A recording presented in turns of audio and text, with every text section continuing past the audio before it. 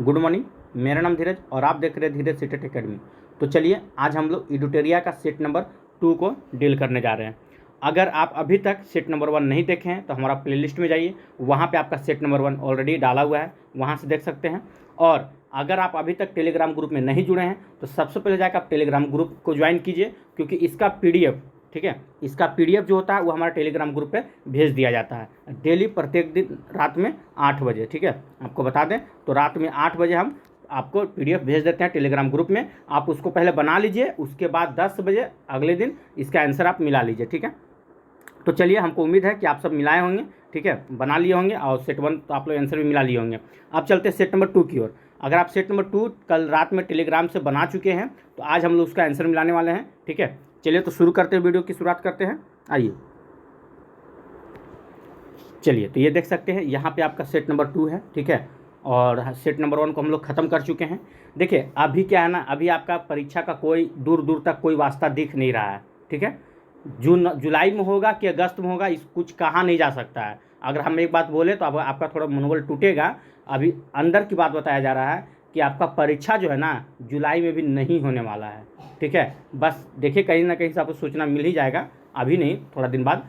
सुनने में आ रहा है कि परीक्षा आपको अगस्त तक जाएगा, जुलाई में परीक्षा होने वाला, ऐसे आपका कहा गया था कशिश न्यूज की तरफ से कि तीसरा सप्ताह की बात किया गया था कि आपका दूसरा या तीसरा सप्ताह परीक्षा होगा। कुछ नहीं होने जा रहा, इसको अगस्त तक सरकार तीनने का मन में ठान ले चुके हैं। ठीक है, आखिर अब सरकार कौन बनाया, हम ही लोग ना बनाए हैं, तो भुगतना तो हम ही लोग को पड़ेगा। खैर चलिए, देखा जाएगा, जो होगा होगा। हम लोग काम में सिर्फ पढ़ना। ठीक है, तो आप अपना तैयारी में कोई कमी ना रहने दीजिए। समय अगर आपको मिल रहा है तो उसका सही से उपयोग करना सीखिए। ठीक है, अभी भी बहुत समय है। हम बात रहा सेट का, तो देखिए ये जो चल रहा है ये आपका सेट एडिटोरिया का चल रहा है, जल्दी में शुरू किए, इसको ख़त्म कर देंगे। अब बाकी आपको उधर में क्या बचा हुआ है, एक आपका ज्योग्राफी बचा हुआ है और एक आपका क्या बचा हुआ है, एक आपका इकोनॉमिक्स बचा हुआ है, यही ना, 2 चीज़ मैराथन लाने के लिए। ये भी आ जाएगा, ज़्यादा समय दिन नहीं लगेगा। अभी थोड़ा हम बोल तो रहे हैं परीक्षा में बिजी है, मेरा भी पीजी का परीक्षा 11 तारीख शुरू होने जा रहा है। कल से हो सके ये भी वीडियो आना मुश्किल हो जाएगा आप लोग का। ठीक है, क्योंकि हम फिर बीच में, क्योंकि आपका समय मिल रहा है ना आप लोग को, जुलाई भर पूरा मिले, अभी तो जून ही चल रहा है। मेरा जितना भी काम है, हम जो आपको बोले हैं, बात को ध्यान से सुनिए। एडिटोरिया का सेट ही देख रहे हैं, इसको ख़त्म कर देंगे। प्लेटफॉर्म का रुक्मणी का सेट देखें, वो तो खत्म बराबर है, 2 बचा हुआ मैराथन, उसको ख़त्म कर देंगे। 6 to 8 वाले हम बोल चुके हैं आप लोग के, वो भी सेट हम लेकर आएंगे। 6 to 8 का रुक्मणी का ऑलरेडी बुक ले लिए हैं, उसका भी सेट आएगा। Marathon video, direct marathon video ले आएंगे। लेकिन हमें भी कुछ समय चाहिए, क्योंकि हम अकेले हैं, आप लोग के लिए वीडियो बनाते हैं।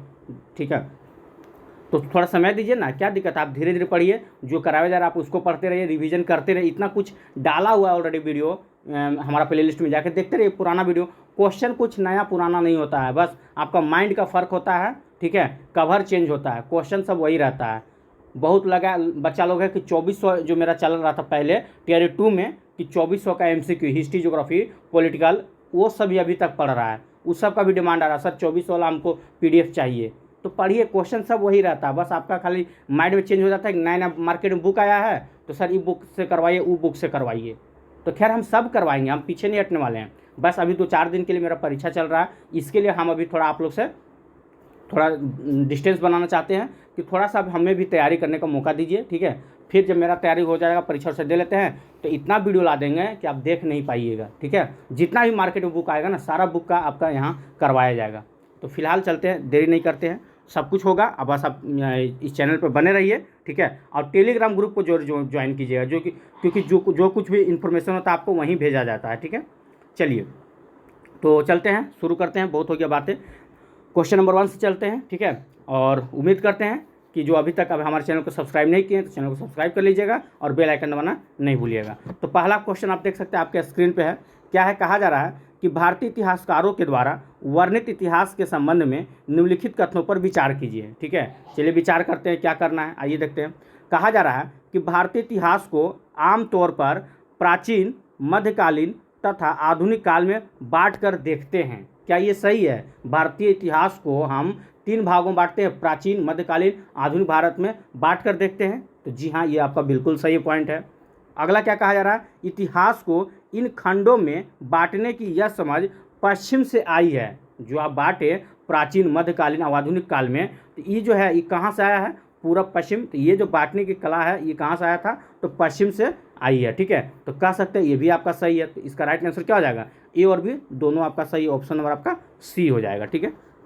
चलिए क्वेश्चन नंबर 2 की ओर चलते हैं। 2 नंबर प्रश्न क्या कहता है, देखिए आपके स्क्रीन पे है कि आधुनिक समाज की, ठीक है, विशेषताओं में क्या सम्मिलित है। तो आधुनिक समाज की विशेषताओं में क्या सम्मिलित है, आपको पता होगा, स्वतंत्रता आपका सम्मिलित है, समानता की बात किया जाता है, लोकतंत्र आपका सम्मिलित है, लेकिन शांति व्यवस्था ये आपका सम्मिलित नहीं है। तो इसका राइट आंसर क्या हो जाएगा, 1, 2 और 4 इसका बिल्कुल राइट आंसर हो जाएगा। चलिए क्वेश्चन नंबर 3 को चलते हैं। 3 नंबर प्रश्न देख सकते हैं आप, क्या कहा जा रहा है कि रॉबर्ट क्लाइव ने हिंदुस्तान के नक्शे तैयार करने का काम किसे सौंपा था। ये मोस्ट इंपॉर्टेंट VVI क्वेश्चन है, ठीक है। रॉबर्ट क्लाइव जो था ये हिंदुस्तान का नक्शा तैयार करने के लिए ये काम किसको सौंपे थे। तो इसका राइट आंसर क्या हो जाएगा, तो ये हो जाएगा आपका ऑप्शन नंबर ए, ठीक है। जेम्स रेनेल को ये काम सौंपा गया था। अगर हम बात कर ले रॉबर्ट क्लाइव के बारे में, तो इनका शासनकाल कब से कब तक था, ये मोस्ट इंपॉर्टेंट है। यहाँ से 2 क्वेश्चन आपसे पूछ लिया जाएगा। क्वेश्चन क्या पूछेगा कि बंगाल में द्वैत शासन की शुरुआत किसके शासनकाल में हुई थी, फिर आप फंस जाइएगा। तो जब तक आपको शासनकाल ये सब याद नहीं रहेगा तो दिक्कत है। चलिए तो चलिए इसकी अगर हम शासनकाल की बात कर ले, तो सबसे पहले जब ये बने थे तो ये कब से कब तक रहे थे, तो 1757 से लेकर, ठीक है, 1757 से लेकर 1760 तक इनका पहला कार्यकाल चला था। फिर ये दोबारा बने थे आपका 1765 में, तो 1765 से लेकर 1767 तक ये रहे थे अपना, ठीक है। तो ये इनका कार्यकाल को याद रखिएगा, ये बहुत इंपॉर्टेंट होता है। चलिए क्वेश्चन नंबर 4 क्यों चलते हैं। 4 नंबर प्रश्न क्या कहता, आइए 4 नंबर प्रश्न है आपका, थोड़ा सा इसको छोटा करना पड़ेगा। आइए देखिए 4 नंबर प्रश्न कहता है 1929 की आर्थिक महामंदी के संबंध में निम्नलिखित कथनों पर विचार करें और सही कथन का आपका चयन करना है। कि आर्थिक मंदी जब हुआ था, कभी कभी तो यही पूछ लिया जाएगा कि आर्थिक मंदी की शुरुआत कब हुआ था, तो 1929 में, ठीक है।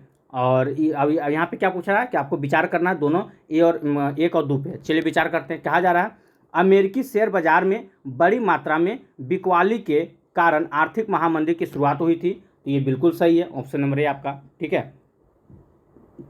अगला चलते हैं। क्या कहा जा रहा है, अमेरिकी महामंदी का सबसे बुरा प्रभाव जर्मन अर्थव्यवस्था पर पड़ा था। तो ये भी आपका सही है। अमेरिका में जो महामंदी हुआ था ना, अमेरिका में तो पड़ा ही था इसका प्रभाव, लेकिन इसका और सबसे ज़्यादा अगर बुरा प्रभाव की हम अगर बात करें तो कहाँ पड़ा था, तो जर्मन के अर्थव्यवस्था पे सबसे ज़्यादा पड़ा था, ठीक है, याद रखिएगा।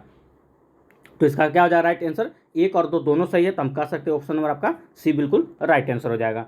चलिए क्वेश्चन नंबर 5 के चलते हैं। 5 नंबर प्रश्न क्या कहा जाता है, आइए देखते हैं।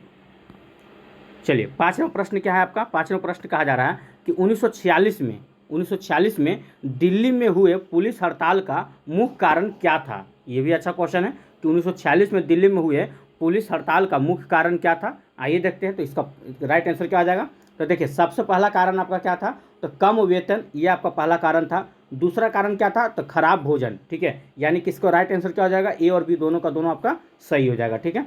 चलिए क्वेश्चन नंबर आपका 6 क्यों चलते हैं। 6 नंबर प्रश्न क्या कहता है, आइए 6 नंबर प्रश्न कहता है आपका कि बहादुर शाह जफर के बेटों को किस अंग्रेज अधिकारी ने गिरफ्तार किया था, ठीक है। ये जो क्वेश्चन डायरेक्ट बोल तो रहे, एक एक क्वेश्चन आपका सारा का सारा एनसीईआरटी बुक से लिया गया है। एनसीईआरटी से एक को क्वेश्चन आपका बाहर नहीं है, ठीक है। इसको आप लोग सेट बना लीजिए, मिला लीजिए और याद कोशिश कीजिए तो इसको याद कर ले, ठीक है। चलिए तो बहादुर शाह जफर के बेटों के को किस अंग्रेज के अधिकारी ने गिरफ्तार किया था, तो याद रखिए कैप्टन हडसन ने किया था, ठीक है। ऑप्शन नंबर आपका डी बिल्कुल राइट आंसर हो जाएगा। चलिए क्वेश्चन नंबर 7 के चलते हैं। 7 नंबर प्रश्न क्या कहता है, आइए देखते हैं। देखिए 7 नंबर प्रश्न है आपका कि वाणिज्यिक कंपनी के बारे में निम्नलिखित कथनों पर विचार करना है। क्या विचार करना है, पहला ऑप्शन कहता है आपका कि वाणिज्य कंपनियों का मुख्य लक्ष्य प्रतिस्पर्धा से बचकर मुनाफा कमाना था। क्या ये बात सही है, तो ये बिल्कुल आपका सही है, ठीक है। दूसरा कहता है वे सस्ती चीज़ें खरीद कर उन्हें उच्च कीमतों पर बेचती थी। तो ये भी आपका सही है। जो कंपनियां होती थी वाणिज्यिक कंपनियां, वो सस्ती चीज़ों को खरीद कर उसे उच्च कीमतों पे या दामों पे बेच दिया करते थे, ठीक है। तो इसका राइट आंसर क्या हो जाएगा, 1 और 2 दोनों सही है, तो ऑप्शन नंबर आपका सी हो जाएगा। चलिए क्वेश्चन नंबर 8 को चलते हैं। 8 नंबर प्रश्न क्या कहता है, आइए 8 नंबर प्रश्न क्या है, देखिए कि बंगाल के नवाब सिराजुद्दौला और कंपनी के बीच टकराव का मुख्य कारण क्या था, ठीक है। तो बंगाल के नवाब कौन था, तो सिराजुद्दौला और कंपनी के बीच टकराव का मुख्य कारण क्या था। तो 8 का राइट आंसर क्या आ जाएगा, तो देखिए फरमान का दुरुपयोग करना, ये उनका मुख्य कारण था, ठीक है। चलिए तो इसका राइट आंसर क्या हो जाएगा 8 का, ऑप्शन नंबर आपका ए हो जाएगा। चलिए 9 नंबर क्वेश्चन देखते हैं। 9 नंबर प्रश्न क्या कहता है, चलिए 9 नंबर प्रश्न आपका, सिराजुद्दौला के संबंध में निम्नलिखित कथनों पर विचार करें। चलिए विचार करते हैं, क्या है, तो कहा जा रहा कि 1756 ईस्वी में मुर्शिद कुली खान की मृत्यु के बाद सिराजुद्दौला बंगाल का नवाब बनता है, तो बिल्कुल गलत है ये पॉइंट आपका। ठीक है, आगे क्या है कि अंग्रेज और सिराजुद्दौला के बीच राजस्व को लेकर विवाद हुआ था, तो ये बिल्कुल सही है कि अंग्रेज और सिराजुद्दौला के बीच राजस्व को लेकर क्या हुआ था, तो विवाद हुआ था। सिराजुद्दौला का रॉबर्ट क्लाइव के साथ 1757 ईस्वी में प्लासी का युद्ध किया गया था, तो ये भी सही है, आपको पता होगा प्लासी का युद्ध, बाय डेट याद रखिएगा 23 जून। ठीक है, कब हुआ था, 23 जून 1757 को आपको प्लासी का युद्ध हुआ था। ठीक है, तो ये भी आपका सही है, यानी कि हम कह सकते हैं 2 और 3 क्या है मेरा राइट आंसर हो जाएगा। ऑप्शन नंबर आपका क्या है, सी हो जाएगा। चलिए क्वेश्चन नंबर 10 के चलते हैं। 10 नंबर प्रश्न क्या कहा जा रहा है, आइए देखते हैं। 10 नंबर प्रश्न आपका, सिराजुद्दौला के हार का सर्वप्रमुख कारण क्या था। आखिर सिराजुद्दौला हारा था, इसका प्रमुख कारण क्या था, तो आपको पता होगा इसका एक सेनापति जो था मीर जाफर, ठीक है, कि धोखेबाजी से मीर जाफर क्या करता है कि वो अंग्रेज के साथ हाथ मिला लेता है। अंग्रेज उसको ऑफर देता है, अगर तुम हमारे साथ रहते हो, ठीक है, तो हम तुमको अगला बंगाल का नवाब घोषित कर देंगे। इसके वजह से मीर जाफर जो था सिराजुद्दौला का सेनापति हुआ करता था, ये अंग्रेज के साथ मिल जाता है और इसको धोखे से हरा देता है। ठीक है, चलिए क्वेश्चन नंबर 11 क्यों चलते हैं। 11 नंबर प्रश्न क्या कहता है, आइए 11 नंबर प्रश्न है आपका कि प्लासी के युद्ध के पश्चात उत्पन्न परिस्थिति के संदर्भ में निम्नलिखित कथनों पर विचार करें। अब यहाँ पे देखिए असत्य कथन का चयन करना है आपको, यहाँ पे फोकस कीजिएगा, असत्य कथन का चयन करना है, मतलब कौन सही नहीं है। ठीक है, चलिए देखते हैं। कंपनी ने बंगाल का प्रशासन नहीं संभाला क्योंकि इसका मुख्य उद्देश्य व्यापार फैलाना था, तो ये तो बिल्कुल सही है। कंपनी जो था बंगाल का प्रशासन नहीं संभाला था, वो किसी न किसी को बना दिया करता था और उसका मुख्य उद्देश्य क्या था, व्यापार को फैलाना था। अगला क्या बोलता है कि सिराजुद्दौला को मार दिया गया और मीर कासिम, ठीक है, बंगाल का नवाब बना, ये भी आपका सही है। ठीक है, सिराजुद्दौला को मार दिया जाता है और मीर कासिम को बंगाल का बना दिया जाता है। ठीक है, तो कौन पूछा जाए, कौन सा कथन असत्य है। ठीक है, तो इसमें क्या है, कौन सा कथन असत्य है, आइए देखते हैं। 1 मिनट रुक जाइए, इसमें क्या है ना, थोड़ा सा इसमें फॉल्ट है, आइए देखिए। देखिए यहाँ पे थोड़ा गलती, मीर कासिम लिखा हुआ था ना, हम लोग अभी जस्ट क्या पढ़े कि धोखेबाजी से कौन, मीर जाफर ना, मीर जाफर अंग्रेज से हाथ मिला लेता है, सिराजुद्दौला को मार दिया जाता है और मीर जाफर को बंगाल का नवाब बना दिया जाता है, ये पढ़े थे। तो यहाँ पे मीर जाफर होता तो ये सही हो जाता, लेकिन यहाँ पे क्या दिख गया है, मीर कासिम दे दिया है। ठीक है, तो ये तो आपका सही जा रहा है, लेकिन यहाँ पर क्या मीर कासिम हो गया, यहाँ पे मीर जाफर होना चाहिए था, तो ये भी आपका सही होता, लेकिन असत्य आपको चुनना ही है। तो इसका राइट आंसर क्या हो जाएगा, ऑप्शन नंबर आपका बी हो जाएगा कि सिराजुद्दौला को मार दिया गया और मीर जाफर को बंगाल का नवाब बना दिया गया, ये आपका सही होता है। लेकिन यहाँ पे क्या मिसप्रिंट कर दिया है, मीर कासिम को, यही आपका गलती कर दिया। ठीक है, चलिए आगे देखते हैं। मीर कासिम ही बना था बंगाल का नवाब, लेकिन सिराजुद्दौला को मारने के बाद मीर कासिम नहीं मीर जाफर बना था। चलिए क्वेश्चन नंबर 12 की चलते हैं। 12 नंबर प्रश्न क्या कहता है, देखिए 12 नंबर क्वेश्चन है आपका कि वर्ष 1764 ईस्वी की बक्सर की लड़ाई के समय बंगाल का नवाब कौन था। देखिए अब पूछा जा रहा है कि बक्सर का जब लड़ाई हुआ था 1764 में, ठीक है, उस बंगाल का नवाब कौन था, तो याद रखिएगा मीर जाफर जो था उसमें बंगाल का नवाब था। चलिए क्वेश्चन नंबर 13 क्यों चलते हैं। 13 नंबर प्रश्न क्या कहा जा रहा है, आइए देखते हैं। 13 नंबर है कि बक्सर के युद्ध के संबंध में निम्नलिखित कथनों पर विचार करें। चलिए विचार करते हैं, बक्सर के युद्ध के संबंध में क्या कहा जा रहा है। कहा जा रहा है कि बक्सर की लड़ाई केवल, यहाँ देखिए यहाँ पे केवल से तो आप लोग बहुत परिचित होंगे, सीटेट दिए हैं तो केवल के बारे में जानते ही होंगे, केवल अंग्रेज और मीर कासिम के बीच हुई थी, तो यहाँ से प्लस पॉइंट आपका आ जाएगा कि नहीं सर केवल तो निगेटिव क्यों जाता है। अब आपको पता होगा, ये तो अलग बात हो गया कि निगेटिव पॉजिटिव, आपको ये तो पता होगा ना कि बक्सर की लड़ाई में केवल अंग्रेज और मीर कासिम नहीं था, अवध का नवाब आपका सिराजुद्दौला भी था, अब एक आपका शाह आलम द्वितीय भी थे। अब बक्सर का युद्ध जब हो रहा था तो उस सबका तो नाम ही नहीं है, तो इसीलिए आपका ये गलत हो जाएगा। आगे चलते हैं, दूसरा पॉइंट क्या कहता है कि बक्सर के युद्ध के पश्चात मुगल सम्राट ने कंपनी को बंगाल के दीवानी और फौजदारी अधिकारी दे दी, तो ये आपका बिल्कुल सही है। ठीक है, तो इसका राइट आंसर क्या हो जाएगा, आपको सत्य कथन का चुनाव करना था, तो सत्य में कौन हो जाएगा, केवल 2 हो जाएगा, तो ऑप्शन नंबर आपका बी हो जाएगा। चलिए क्वेश्चन नंबर 14 क्यों चलते हैं। 14 में क्या कहा जा रहा है, आइए देखते हैं, थोड़ा सा इसको छोटा करना पड़ेगा 14 का। चलिए 14 नंबर प्रश्न क्या कहता है कि सहायक संधि के संदर्भ में निम्नलिखित कथनों पर विचार करें और सत्य कथन का चुनाव करना है आपको। चलिए तो देखते हैं सहायक संधि के बारे में क्या क्या कहा जा रहा है, आइए देखते हैं। चलिए कहा जा रहा है सहायक संधि अपनाने वाली ठीक है, रियासतों को अपनी स्वतंत्र सेना रखने का अधिकार नहीं था। तो ये बिल्कुल सही है, अधिकार ऐसा नहीं था। आगे देखते हैं दूसरा पॉइंट क्या कहता है, सहायक संधि अपनाने वाली रियासतों को कंपनी के द्वारा सुरक्षा दी जाती थी। तो ये भी सही है, कंपनी उसको सुरक्षा दिया करती थी। सुरक्षा की निर्धारित रकम नहीं चुकाने पर कंपनी उसके रियासत का इलाका अपने कब्जे में ले लेती थी। तो ये भी आपका सही है, अगर वो रकम नहीं चुका पाते थे तो कंपनी उनके इलाका को अपने कब्जे में ले लिया करते थे। ठीक है, तो हम कह सकते हैं इसका राइट आंसर क्या हो जाएगा, 1 2 3 तीनों का तीनों सही है। ऑप्शन नंबर आपका डी बिल्कुल राइट आंसर हो जाएगा। चलिए क्वेश्चन नंबर 15 क्यों चलते हैं। 15 नंबर प्रश्न क्या कहता है, आइए देखते हैं। देखिए 15 नंबर प्रश्न क्या है, कहा जाता है कि हैदर अली की मृत्यु की, ठीक है, मृत्यु किस आंग्ल मैसूर युद्ध में हुई थी।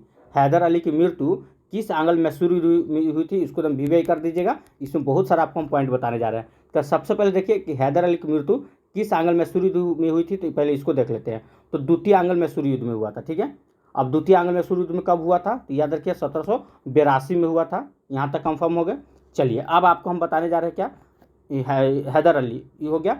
चलिए अगर हम प्रथम आंग्ल मैसूर युद्ध की बात करें, ठीक है, तो प्रथम आंग्ल मैसूर युद्ध कब से कब तक हुआ था, तो याद रखिएगा 1767 से लेके, ठीक है, 1769 के बीच में।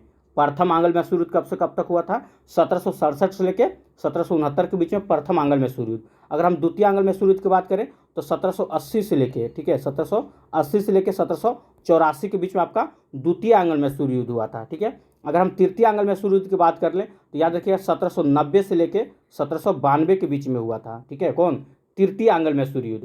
तृतीय आंग्ल मैसूर युद्ध 1790 से लेकर 1792 के बीच में हुआ था। चतुर्थ आंग्ल मैसूर युद्ध की बात कर लें तो ये याद होगा 1799 में आपका चतुर्थ आंग्ल मैसूर युद्ध हुआ था। यहाँ तक कंफर्म हो गया। अब पूछता है कि प्रथम आंग्ल मैसूर युद्ध किस संधि के तहत समाप्त हुआ था। ये मोस्ट इंपोर्टेंट क्वेश्चन है, ये पूछा जाता है। तो याद रखिएगा प्रथम आंग्ल मैसूर युद्ध जो था, ठीक है, ये मद्रास की संधि, कौन सा संधि, तो मद्रास, ठीक है, मद्रास की संधि के तहत ये समाप्त हुआ था। ठीक है, मद्रास की संधि याद रखिएगा, प्रथम आंग्ल मैसूर युद्ध। और दूसरा पूछेगा तो दूसरा हो जाएगा मंगलोर की संधि। ठीक है, दूसरा याद रखिएगा मंगलोर की संधि के तहत दूसरा आंग्ल मैसूर युद्ध समाप्त हुआ था। तीसरा बोलेगा तो श्रीरंगपट्टनम की संधि, ठीक है, श्रीरंगपट्टनम याद रखिएगा के तहत ही समाप्त हुआ था। अब आपको पता होगा, ठीक है, कि टीपू सुल्तान कौन से आंग्ल मैसूर युद्ध में मारे गए थे, तो चतुर्थ आंग्ल मैसूर युद्ध में टीपू सुल्तान मारा गया था। ठीक है, याद रखिएगा। और चतुर्थ आंग्ल मैसूर युद्ध कब हुआ था, 1799 में हुआ था। ये भी आपको याद रखना होगा। चलिए क्वेश्चन नंबर 16 की चलते हैं। 16 नंबर प्रश्न क्या कहता है, आइए देखते हैं। इसको थोड़ा छोटा करना होगा। चलिए अब दिख रहा है आपको प्रश्न।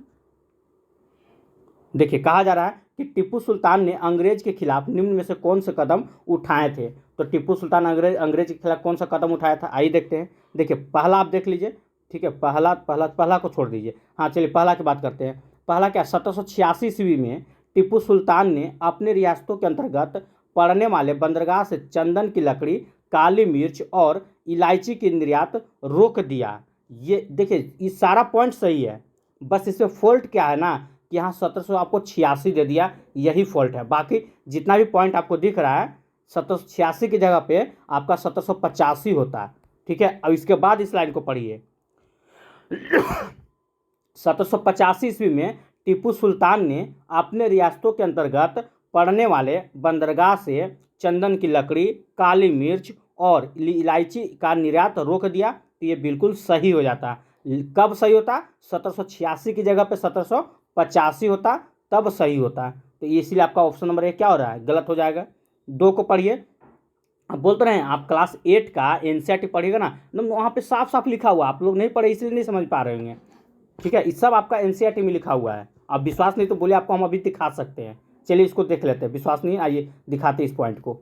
देखिए यह चीज़ आपको हम दिखाने जा रहे थे। ठीक है, ये जो बुक देख रहे हैं आप, यहाँ पे आपको साफ साफ दिख रहा होगा हमारा अतीत, दिखा हमारा अतीत भाग 3, यानी क्लास 8 का है। ठीक है, अब यहाँ पे क्या लिखा हुआ पॉइंट को आपको हम जूम करते हैं। अब यहाँ पे आप फोकस कीजिए, देखिए जो आपको हम दिखाने जा रहे हैं। देखिए यहाँ पे क्या लिखा हुआ है, 1785 में, वहाँ पे क्या डेट था, 1786 था, यहाँ पे क्या लिखा हुआ, 1785 में टीपू सुल्तान ने अपने रियासत में पड़ने वाले बंदरगाह से चंदन की लकड़ी, काली मिर्च और इलायची का निर्यात रोक दिया।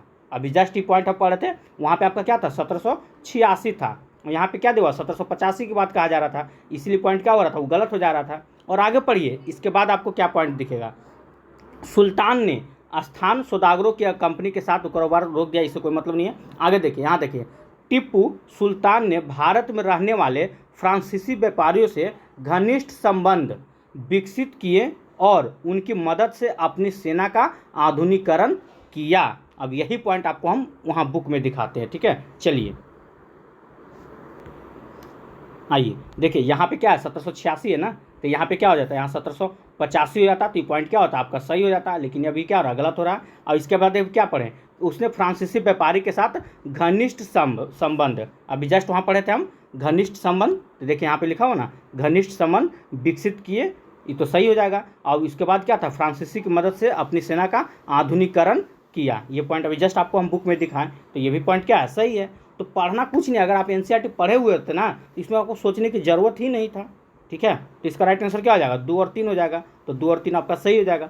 तो बोलते रहे एक एक क्वेश्चन आपका एनसीईआरटी बुक से लिया गया है, इसीलिए बोल रहे हैं इस वीडियो को देखिए, ये बहुत इंपॉर्टेंट है आप लोग के लिए, ठीक है।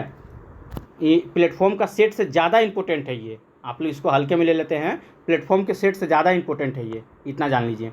चलिए आगे कौन सा पॉइंट कहा जा रहा है, देखिए कि 1799 ईस्वी में, ठीक है, टीपू के हार के परिणाम के संबंध में निम्नलिखित कथनों पर विचार कीजिए। चलिए विचार करते हैं, क्या है, तो श्रीरंगपट्टनम की रक्षा करते हुए टीपू मारा गया था, तो बिल्कुल सही है, श्रीरंगपट्टनम की रक्षा करते हुए टीपू मारा गया था 1799 में। अगला क्या है, वडियार राजवंश के हाथों में मैसूर की सत्ता सौंप दी गई थी, तो ये भी अगर एनसीईआरटी आप बोलिएगा तो वहाँ भी हम अभी दिखा सकते हैं, ये भी पॉइंट आपका सही है। अब मैसूर पर सहायक संधि थोप दी गई, तो ये भी आपका सही है, ठीक है, कि मैसूर पर सहायक संधि को थोप दिया गया, तो इसका राइट आंसर क्या आ जाएगा, 1 2 3, तीनों का तीनों सही है। सारा आपका एनसीईआरटी में दिया हुआ, इधर उधर सोचने की जरूरत ही नहीं है आपको, ठीक है। चलिए क्वेश्चन नंबर 18 क्यों चलते हैं, 18 में क्या कहता है, आइए देखते हैं। कहा जा रहा है सुरक्षता की नीति किसके द्वारा आरंभ की गई थी, ठीक है, तो किसके द्वारा आरंभ किया गया था, तो याद रखिए लॉर्ड हेस्टिंग के द्वारा आरंभ किया गया था, ठीक है। चलिए तो इसमें हम थोड़ा सबका डेट के बारे में अगर हम बात कर ले, आइए कि किस, जैसे लॉर्ड वेलजली ये कब से कब तक शासन किए थे, ठीक है, तो ये सब आपको याद होना चाहिए। लॉर्ड वेलजली की अगर हम बात करें तो याद रखिएगा 1798 से लेके, ठीक है, अब ये कब तक रहे, 1805 तक रहे हैं, 1798 से लेकर 1805 तक रहे कौन, लॉर्ड वेलजली रहे हैं, ठीक है। चलिए ये हो गया। अगर हम बात कर ले वैरन हेस्टिंग्स का, ये कब से कब तक रहे हैं, तो 1774 से लेके, ठीक है, 1785 तक रहे हैं आपका, याद रखिएगा। चलिए अगला है आपका लॉर्ड कॉर्नवालिस, इनका कार्यकाल कब से कब तक था, तो याद रखिएगा 1786 से लेके, ठीक है, ये एक बार और बने थे, हम बता देते हैं, 1793 तक रहे थे, इनका पहला कार्यकाल रहे थे इसमें। इसके बाद कुछ दिन बाद छोड़ने के बाद ये 1805 में भी एक बार वायसराय बने थे, ठीक है, याद रखिएगा। चलिए अगर हम लॉर्ड हेस्टिंग्स की बात कर ले तो इनका कार्यकाल कब से कब तक है, तो देखिए इनका याद रखिएगा 1813 से लेके 1823 तक, ठीक है, किसका, लॉर्ड हेस्टिंग्स का। चलिए तो ये हो जाएगा, ये डेट आपको याद रखना बहुत ज़रूरी है, तो इसका राइट आंसर क्या आ जाएगा, तो ये हो जाएगा ऑप्शन नंबर आपका डी, ठीक है। चलिए क्वेश्चन नंबर 19 की ओर चलते हैं। 19 नंबर प्रश्न क्या कहा जाता है, चलिए तो रानी चिन्नमा के संबंध में निम्नलिखित कथनों पर विचार करते हैं, चलिए देखते हैं। तो कहा जाता है रानी चिन्नमा का संबंध कर्नाटक से था, ठीक है, तो क्या ये सही है, तो ये बिल्कुल आपका सही है, ठीक है। अच्छा, रानी चिन्नमा अंग्रेजी के खिलाफ अहिंसक आंदोलन करने वाली पहली शासिका थी, ठीक है, ये जरूरी नहीं है कि पहली शासिका थी, ठीक है, ये पहली शासिका नहीं थी, ये गलत हो जाएगा। अच्छा, 1824 ईस्वी में उन्हें गिरफ्तार किया गया और 1829 में, ठीक है, जेल में ही उनकी मृत्यु हो जाती है, ये मोस्ट इंपॉर्टेंट पॉइंट है, ये बात सही है, उनको गिरफ्तार करके जेल में रखा गया था, लेकिन किसी कारण उनके 1829 में जेल में ही उनकी मृत्यु हो जाती है, तो इसका राइट आंसर क्या हो जाएगा, 1 और 3 आपका दोनों का दोनों सही हो जाएगा, 1 और 3। चलिए क्वेश्चन नंबर 20 के चलते हैं। 20 नंबर प्रश्न क्या कहा जाता है, आइए 20 नंबर क्वेश्चन है कि कंपनी ने सिंध पर किस वर्ष कब्जा किया था, तो याद रखिए कंपनी जो था सिंध पर 1843 में कब्जा किया था। चलिए ये पॉइंट आपको मिलाना है, ये मोस्ट इंपॉर्टेंट, इसको एकदम वीवीआई कर लीजिएगा, ठीक है, इसको एकदम आप वीवीआई का होल स्क्वायर कर लीजिए, ठीक है, होल स्क्वायर समझते हैं ना।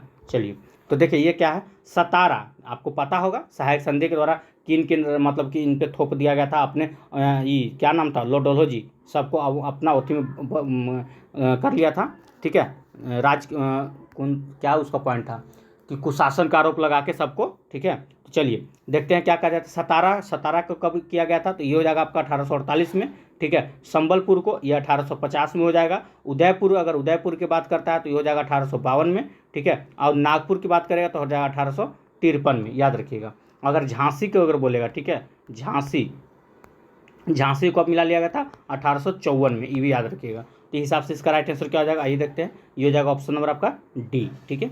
चलिए ये बहुत अच्छा क्वेश्चन है, इंपॉर्टेंट क्वेश्चन है, ठीक है। चलिए क्वेश्चन नंबर 22 को चलते हैं। 22 नंबर प्रश्न क्या कहता है, आइए देखते हैं। 22 नंबर प्रश्न है आपका कि कहा जा रहा है कि अवध के अधिकरण के संबंध में निम्नलिखित कथनों पर विचार करें। चलिए विचार करते हैं। कहा जा रहा है कि अंग्रेज ने अवध की जनता को कुशासन से आज़ाद कराने का तर्क देकर अवध को, ठीक है, अधिग्रहण किया था, तो ये आपका बिल्कुल सही है। दूसरा बोलता है कि अवध पर 1801 ईस्वी में सहायक संधि थोप दिया गया था, ठीक है, तो ये भी आपका सही है। अवध पर कब आपका सहायक संधि थोपा गया था, तो 1801 में थोप दिया गया था। अगला बोलता है आपका कि जनता अवध के नवाब से परेशान थी तथा उन्होंने अधिग्रहण का विरोध में बड़े स्तर में जो विरोध था वो बड़े स्तर पर नहीं किया, तो ये आपका बिल्कुल गलत है, ठीक है। तो इसका राइट आंसर क्या हो जाएगा, एक और आपका दो बिल्कुल राइट आंसर हो जाएगा। चलिए क्वेश्चन नंबर 23 की चलते हैं। 23 नंबर प्रश्न क्या है, देखिए अगर आपको वीडियो अच्छा लग रहा हो तो वीडियो को लाइक करते चलिएगा।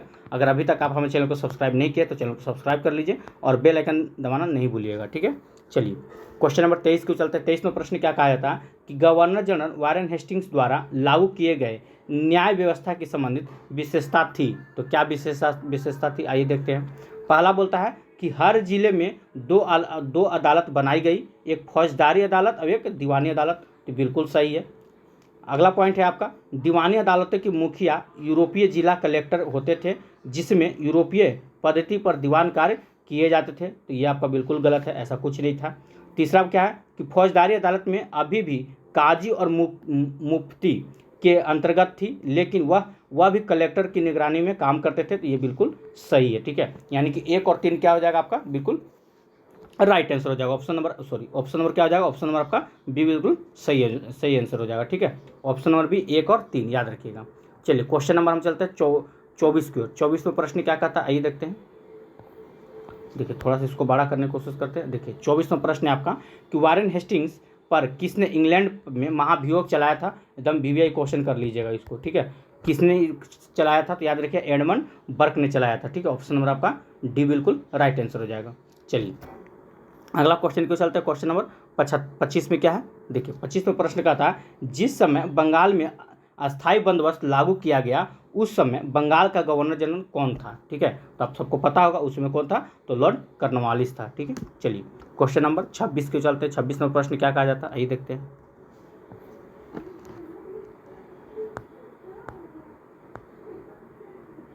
देखिए 26 में प्रश्न क्या कहा जा रहा है, अस्थायी बंदोबस्त के संबंध में निम्नलिखित कथन पर विचार करना है। चलिए विचार करते हैं। देखिए कहा जा रहा है अस्थायी बंदोबस्त, देखिए क्या चुनना आपको, असत्य, ठीक है, यानी कौन सा गलत है ये चुनना है। अस्थायी बंदोबस्त का लाभ आरंभ में कंपनी को मिला, ठीक है, मगर बाद में उन्हें जमींदारों की अपेक्षा कम लाभ प्राप्त हुआ, क्या ये पॉइंट सही है, तो ये तो बिल्कुल आपका सही है। आगे क्या है, अस्थायी बंदोबस्त की रकम ज़्यादा होने के कारण कई जमींदार की जमींदारी राजस्व चुकाने में विफल होने के कारण छीन ली गई थी, तो ये भी सही है। अगर ज़्यादा होता था तो उनसे जमींदारी छीन लिया जाता था। आगे क्या है, किसानों के लिए यह व्यवस्था दमनकारी सिद्ध हुई क्योंकि लगान की रकम बहुत ज़्यादा थी, तो बिल्कुल सही है। और ज़मीन पर उसका अधिकार सुरक्षित नहीं था, तो ये भी आपका सही है। तो पूछा क्या जा रहा है आपसे, कौन सा सही नहीं है, असत्य कथन का चुनाव करना है। तो असत्य तो इसमें कोई है ही नहीं, तो हम क्या मारे, सब का सब सही है। तो इसका राइट आंसर क्या हो जाएगा, तो आप तो ये नहीं कह दीजिएगा 1 2 3 कोई नहीं सही है, तो इसका मतलब कहने का मतलब कोई नहीं, तो लिखिए आप डायरेक्ट मारिए कोई नहीं, ठीक है। चलिए क्वेश्चन नंबर चलते हैं 27 के। 27 नंबर प्रश्न क्या कहा जा रहा है, आइए देखते हैं। चलिए 27 नंबर क्वेश्चन क्या है कि महालवाड़ी व्यवस्था लागू करते समय बंगाल का गवर्नर जनरल कौन था। ये भी क्वेश्चन बहुत बढ़िया है, इसको तुम वीवीआई कर लीजिए। महालवाड़ी व्यवस्था जब लागू करते समय बंगाल का गवर्नर जनरल कौन था, ये आपसे पूछा जा रहा है, तो इसका राइट आंसर क्या हो जाएगा, लॉर्ड हेस्टिंग्स था, ठीक है। ऑप्शन नंबर आपका बी बिल्कुल राइट आंसर हो जाएगा। इसका कार्यकाल तो आपको जस्ट अभी बताए थे हम, 1813 से लेकर 1823 तक, ठीक है। चलिए महालवाड़ी व्यवस्था किसने शुरू किया था, तो हॉल्ट मैकेंजी, याद रखिएगा, ठीक है। ऑप्शन नंबर आपका ये हो जाता। चलिए क्वेश्चन नंबर 28 क्यों चलते हैं। 28 में प्रश्न क्या कहता है, आइए देखते हैं। देखिए 28 नंबर क्वेश्चन वही है आपका, महालवाड़ी से रिलेटेड है। क्या है देखते हैं। कहा जा रहा है कि महालवाड़ी व्यवस्था के संबंध में निम्नलिखित कथनों पर विचार करें और सत्य कथन का चुनाव करना। चलिए देखते हैं इसमें सत्य कौन है। कहा जा रहा है कि अलेक्जेंडर रीड ने इसे पहली बार लागू किया। अभी जस्ट आपको हम ऊपर नाम बताते हैं, हॉल्ट मैकेंजी बोले थे, ना कि जनरल रीड बोले थे, इसलिए क्वेश्चन क्या हो जाएगा, गलत हो जाएगा।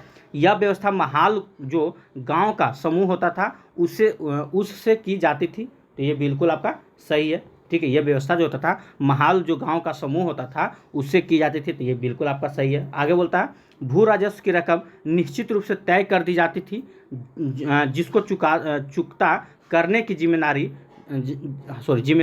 सामूहिक रूप से महाल की होती थी, तो ये आपका बिल्कुल गलत है। ठीक है, ये गलत है, तो इसका राइट आंसर क्या हो जाएगा, ऑप्शन नंबर आपका मात्र ए आपका राइट आंसर हो जाएगा। ऑप्शन नंबर आपका बी हो जाएगा, ए हो जाएगा। ठीक है, चलिए क्वेश्चन नंबर आगे चलते हैं।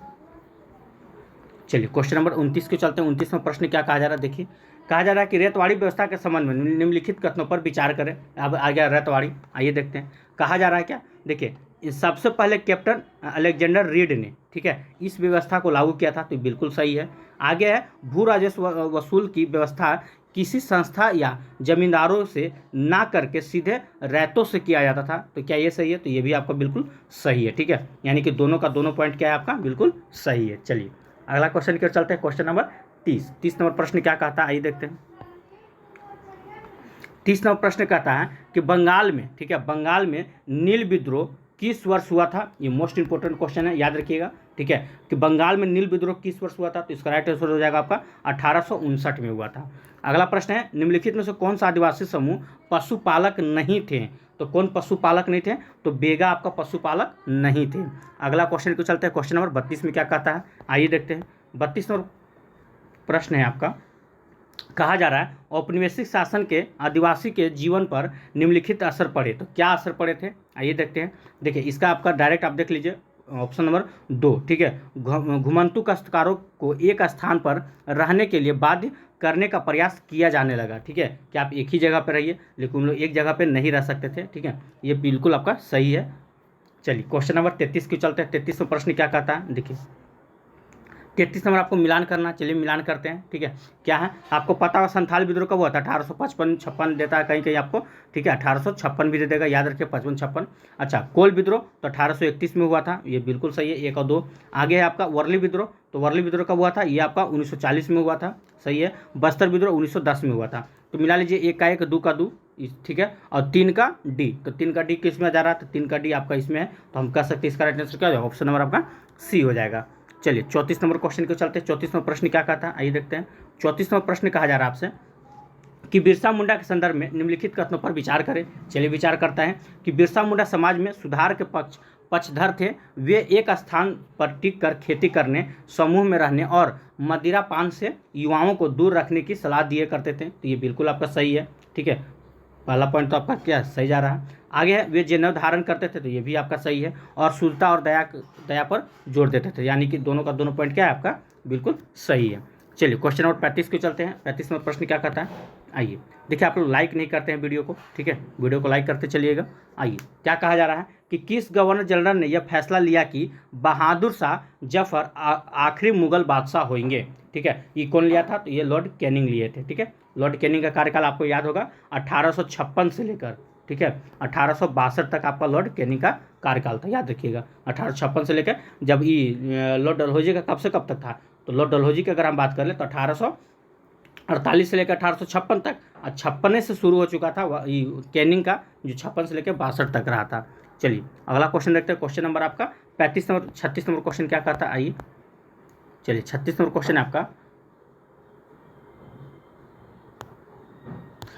देखिए कंपनी द्वारा भारत में सुधार के नाम पर ईसाई धर्म को प्रोत्साहित करने के लिए निम्न में से कौन सा कदम उठाए गए थे, तो कौन सा कदम उठाए गए थे, आइए देखते हैं। चलिए कहा जा रहा है कि 1830 के बाद कंपनी ने ईसाई मिशनरियों को जमीन और संपत्ति जुटाने की छूट दे दी, तो ये बिल्कुल आपका सही है, पहला पॉइंट। दूसरा पॉइंट क्या है, 1850 में एक नया कानून बनाया गया जिसमें प्रावधान था कि अगर कोई भारतीय व्यक्ति ईसाई धर्म अपनाता है तो उसे पुरखों की संपत्ति पर पहले जैसा अधिकार मिलेगा, तो ये भी आपका बिल्कुल राइट आंसर है। तो इसका आंसर क्या हो जाएगा, ऑप्शन नंबर 1 और 2 दोनों सही है, तो ऑप्शन नंबर आपका सी बिल्कुल राइट आंसर हो जाएगा। चलिए 37 नंबर प्रश्न क्यों चलते हैं। 37वां प्रश्न क्या कहा जाता है, आइए देखते हैं। 37वां प्रश्न है कि मंगल पांडे को किस दिन फांसी दे दी गई थी। तो याद रखिएगा, ये तो याद होगा आपको सबको, 8 अप्रैल, ठीक है, 8 अप्रैल 1857 को उन्हें फांसी दे दिया गया था, ठीक है। चलिए क्वेश्चन नंबर 38 को चलते हैं।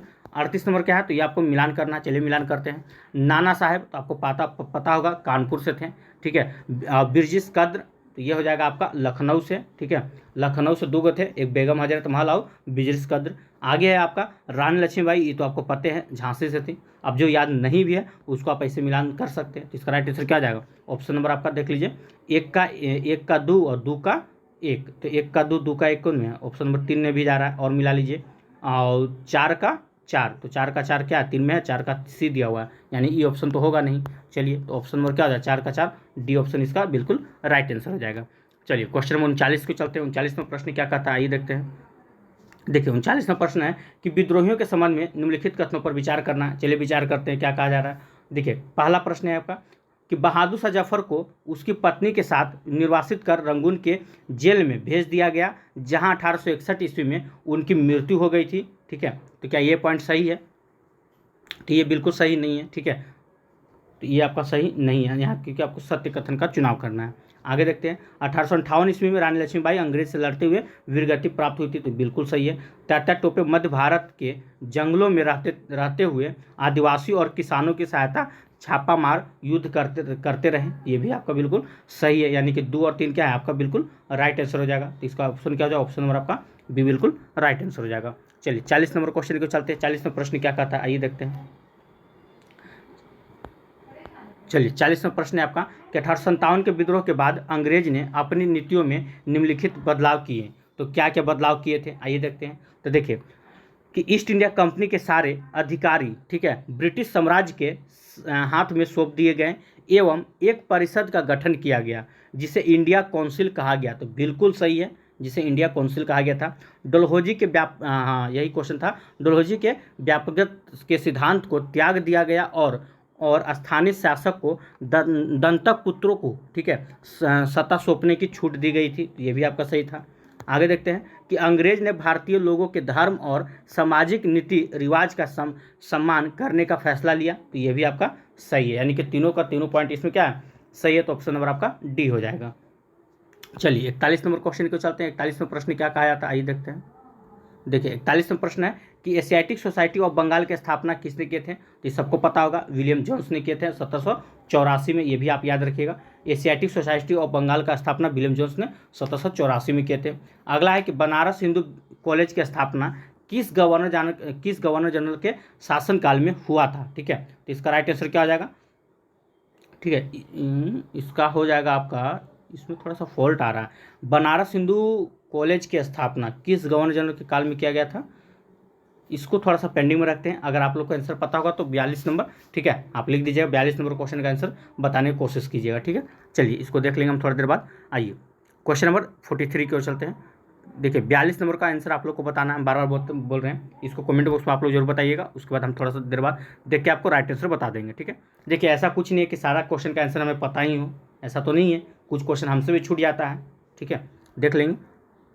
आइए क्वेश्चन नंबर 43 को चलते हैं कि मैकाले के मिनट्स के आधार पर किस वर्ष अंग्रेजी शिक्षा का अधिनियम पारित किया गया था। तो ये तो पता होगा, 1835 में आपका अंग्रेजी शिक्षा पारित किया गया था। चलिए क्वेश्चन नंबर 44 के चलते। 44वां प्रश्न क्या कहा जाता है, देखिए 44वां प्रश्न है आपका, आइए, कि 1854 के वुड डिस्पैच के संबंध में निम्नलिखित कथनों पर विचार करना है। आइए विचार करते हैं।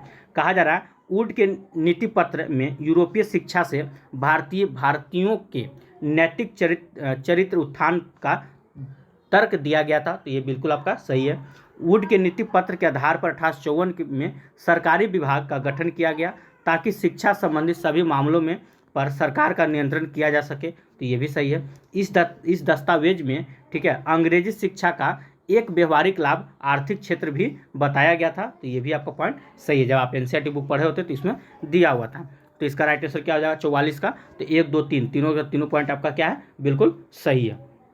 चलिए 45 नंबर क्वेश्चन को चलते हैं। 45वां प्रश्न क्या कहता है, आइए देखते हैं। 45वां प्रश्न है कि महात्मा गांधी के शिक्षा संबंधी विचारों के संबंध में, ठीक है, निम्नलिखित कथनों पर विचार करना। चलिए विचार करते हैं। महात्मा गांधी अंग्रेजी शिक्षा के खिलाफ थे, क्या ये सही है? तो ये बिल्कुल सही है, महात्मा गांधी अंग्रेजी शिक्षा के खिलाफ थे। उनके मुताबिक, किनके मुताबिक? तो महात्मा गांधी के मुताबिक अंग्रेजी शिक्षा भारतीयों को अपाहिज बना देगी और उन्हें सामाजिक परिवेश से काट देगी। तो ये बिल्कुल सही है, उनका यही समझ था, बोलना चाहते थे वो।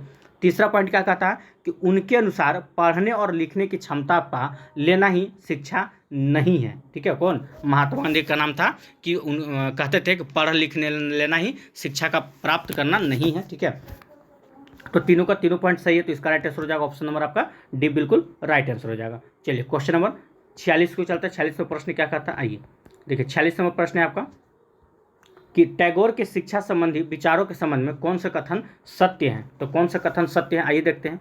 कहा जा रहा है टैगोर अंग्रेजी शिक्षा पद्धति से खुश नहीं थे, तो क्या ये सत्य है? तो ये बिल्कुल सत्य है।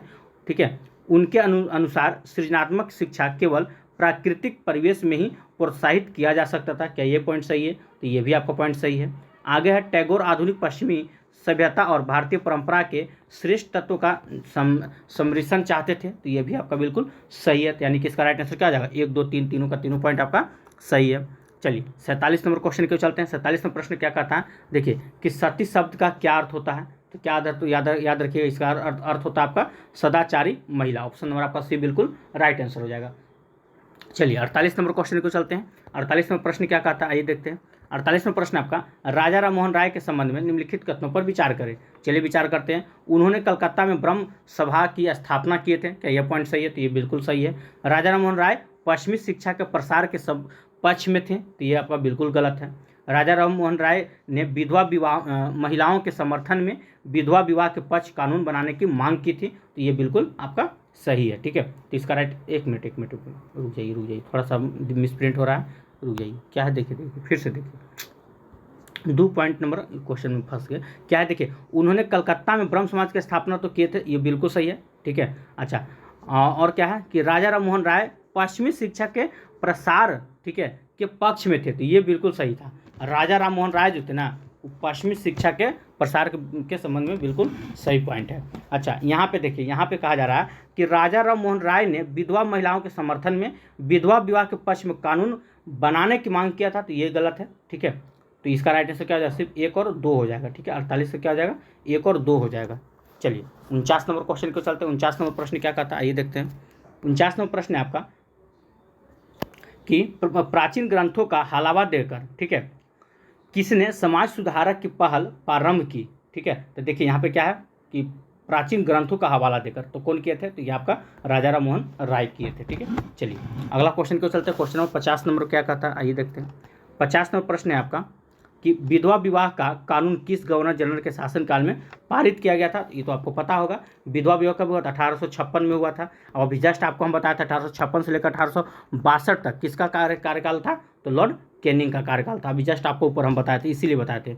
जब तक आपको ये पता नहीं होगा कि विधवा विवाह कानून किस गवर्नर जनरल पारित किया गया था, तो ये कब किया गया था विधवा विवाह? तो 1856 में किया गया था। तो उसमें किसका कार्यकाल? तो लॉर्ड कैनिंग का कार्यकाल। चलिए क्वेश्चन नंबर 51 को चलते। 51 प्रश्न क्या कहता है, देखिए। कहा जा रहा है कि लड़कियों के लिए स्कूल खोलने वाले सुधारकों और उनके क्षेत्र का मिलान करना। चलिए मिलान करते हैं। कहा जाता है ईश्वर चंद्र विद्यासागर, तो कहाँ खोले थे लड़की के लिए? तो कोलकाता में खोले थे। ज्योतिबा फुले आपको पता होगा महाराष्ट्र में खोले थे। ठीक है, आर्य समाज बोलेगा तो पंजाब में खोला गया था। और भोपाल की बेगम तो अलीगढ़ में लड़कियों के लिए कॉलेज खोले गए थे। चलिए इस हिसाब से इसका आंसर क्या हो जाएगा? 1 का 2 और 2 का 1। तो देख लेते हैं, 1 का 2, 2 का 1। तो देखिए ऑप्शन नंबर आपका सी में भी जा रहा है, ऑप्शन नंबर डी में भी जा रहा है। तो 1 पॉइंट आपका क्या होगा और आगे बढ़ना होगा। तो आर्य समाज ऑप्शन नंबर 3 हो जाएगा, मतलब 3 का सी हो जाएगा। तो 3 का सी ऑप्शन नंबर आप देख सकते हैं। तो कर सकते हैं इसका राइट आंसर क्या हो जाएगा? ऑप्शन नंबर आपका डी हो जाएगा। चलिए 52 नंबर क्वेश्चन को चलते हैं। 52 नंबर प्रश्न क्या कहता है, आइए देखते हैं। 52 नंबर प्रश्न है आपका, कहा जा रहा है कि निम्नलिखित कथनों पर विचार करें कि ताराबाई शिंदे ने स्त्री पुरुष तुलना नामक किताब प्रकाशित किया था। तो मोस्ट इंपोर्टेंट हम वीवीआई कर लीजिए। ठीक है, कि ताराबाई शिंदे जो थे स्त्री पुरुष नामक एक किताब लिखी। तो कभी ये भी पूछ लिया जाएगा स्त्री पुरुष तुलना नामक पुस्तक किसने लिखी? तो ताराबाई शिंदे ने, आपको ऐसे भी याद रखना होगा। आगे पंडित रामाबाई ने हिंदू धर्म में उपस्थित लगभग सभी जातियों की ठीक है, हिंदू महिलाओं की दुर्दशा पर एक किताब लिखी, तो ये भी आपका क्या है, बिल्कुल सही हो जाएगा। सॉरी नहीं, ये गलत हो जाएगा, पहला पॉइंट, दूसरा पॉइंट आपका बिल्कुल गलत हो जाएगा, ये आपका ऑप्शन नंबर आपका मात्र एक ही सही होगा। चलो दोस्तों, थोड़ा सा हम पानी पी लेते हैं, इसके बाद हम शुरू करते हैं क्वेश्चन नंबर 53 से। चलिए आप क्वेश्चन नंबर 53 देखिए फिलहाल, ठीक है। चलिए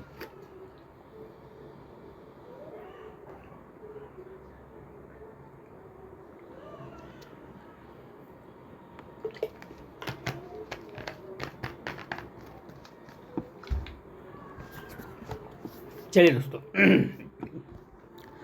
क्वेश्चन नंबर 53 से देखते हैं। 53 में क्या कहा जा रहा है कि बाल विवाह निषेध अधिनियम किस वर्ष पारित हुआ? तो इसका तो आंसर आप लोग समझ गए होंगे, 1929 में हुआ था। अगला क्वेश्चन देखते हैं, जाति उन्मूलन के लिए काम करने के लिए परमहंस मंडली का गठन किस वर्ष किया गया था? तो आपको पता होगा 1840 में किया गया था। ऑप्शन नंबर आपका बी बिल्कुल राइट आंसर हो जाएगा। चलिए क्वेश्चन नंबर 55 को चलते हैं। 55 में क्या कहा जा रहा है, आइए देखते हैं। 55 क्वेश्चन है कि जाति सुधार आंदोलन के संबंध में निम्नलिखित कथनों पर विचार करें। चलिए विचार करते हैं। सतनामी आंदोलन की शुरुआत घासीदास ने पश्चिम भारत से किया था, यही प्लस पॉइंट होगा। किए तो थे सतनामी आंदोलन की शुरुआत घासीदास ही, लेकिन पश्चिम भारत से नहीं किए थे, ठीक है। तो इसलिए ये ऑप्शन आपका बिल्कुल गलत हो जाएगा। यही होता है कि आपको छोटा छोटा पॉइंट भी आपको कवर करना होगा, ठीक है। आगे आपका कि पूर्वी बंगाल में हीरादास ठाकुर ने के मथुआ पंथ ने चंडाल काश्तकारों के बीच काम किया था, तो ये आपका बिल्कुल सही है, ठीक है। तो आपको सही सत्य कथन का चुनाव करना, तो क्या हो जाएगा, ऑप्शन नंबर आपका बी हो जाएगा। अगला क्वेश्चन देखते हैं, क्वेश्चन नंबर 56। 56 में क्या कहा जा रहा है, 56 में प्रश्न है ओरू जाति, ठीक है। चलिए तो क्या आ जाएगा, देखिए ओरू जाति, ओरू मतरम और ओरू देवम, ठीक है। मनुष्यानुम मतलब मानवता की जाति, ठीक है। एक धर्म एक ईश्वर, यह नारा जो था, यह कथन जो था, किसने दिया था? तो याद रखिए श्री नारायण गुरु ने दिए थे, ठीक है। ऑप्शन नंबर आपका ये बिल्कुल राइट आंसर हो जाएगा। अगला क्वेश्चन देखते हैं, क्वेश्चन नंबर 57 क्या कहता है, गुलामगिरी पुस्तक की रचना ज्योतिबा फूले ने किस वर्ष किया था? तो याद होगा आपको 1873 में किया गया था। चलिए क्वेश्चन नंबर 58 की ओर चलते हैं। 58 नंबर क्या क्वेश्चन कहता है कि प्रार्थना समाज की स्थापना कब किया गया था? तो ये प्रार्थना समाज की स्थापना आपका 1867 में हुआ था। भारत में आर्म्स एक्ट किस वर्ष पारित किया गया था? तो भारत में आर्म्स एक्ट आपका 1878 में पारित किया गया था। चलिए क्वेश्चन नंबर 59 की ओर चलते हैं।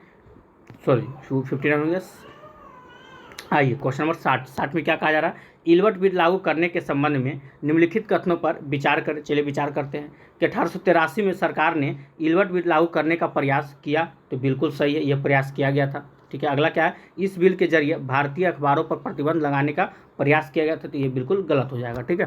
तो इसका राइट आंसर क्या हो, ऑप्शन नंबर आपका ए हो जाएगा। चलिए देखते हैं क्या है ऑप्शन, क्या है, किस माध्यम से दिया जा रहा है। आइए तो इसका राइट आंसर क्या हो, ऑप्शन नंबर आपका ए हो जाएगा। 61 नंबर क्वेश्चन को चलते हैं। 61 नंबर प्रश्न क्या कहा जा रहा है, आइए देखते हैं। देखिए 61 नंबर प्रश्न क्या है कि कांग्रेस के स्थापना के संदर्भ में निम्नलिखित कथनों पर विचार करें। चलिए विचार करते हैं, तो क्या हो जाएगा, आइए देखते हैं। कहा जा रहा है कि 1885 में देश भर में 72 प्रतिनिधियों ने मुंबई में, ठीक है, सभा करके भारतीय राष्ट्रीय कांग्रेस की स्थापना का फैसला लिया था, तो ये बिल्कुल आपका सही है, ठीक है। ऑप्शन नंबर ए आपका बिल्कुल सही है। संगठन के प्रारंभिक नेता दादा भाई नौरोजी ब्रिटिश संसद के सदस्य रह चुके थे, तो ये भी आपका बिल्कुल सही है। सेवानिवृत्त ब्रिटिश अफसर ए हुम्र की कांग्रेस की स्थापना का महत्वपूर्ण भूमिका था, तो ये भी आपका सही है। तो कह सकते हैं इसका राइट आंसर क्या हो जाएगा, 1 2 3 तीनों का तीनों आपका सही हो जाएगा। चलिए 62 नंबर क्वेश्चन को चलते हैं।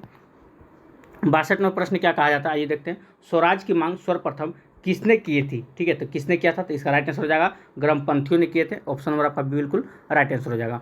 63 नंबर प्रश्न क्या है, अंग्रेजों ने बंगाल विभाजन के पीछे क्या तर्क दिया? तो क्या तर्क दिया था? तो प्रशासनिक सुविधा के लिए। ऑप्शन नंबर आपका सी बिल्कुल राइट आंसर हो जाएगा।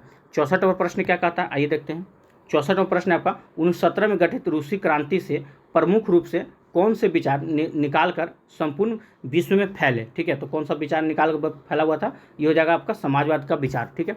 चलिए क्वेश्चन नंबर 65 के चलते हैं। 65 नंबर प्रश्न क्या कहा जा रहा है, आइए देखते हैं कि 1919 के पश्चात राष्ट्रीय आंदोलन में जन भागीदारी बढ़ाने के लिए निम्नलिखित कारण थे, तो कौन कौन से कारण थे? तो ये हो जाएगा आपको प्रथम विश्व युद्ध के पश्चात महंगाई में तेजी से बढ़ोतरी का परिणाम स्वरूप जनता त्रस्त हो गया था, तो ऑप्शन नंबर ए भी आपका सही है।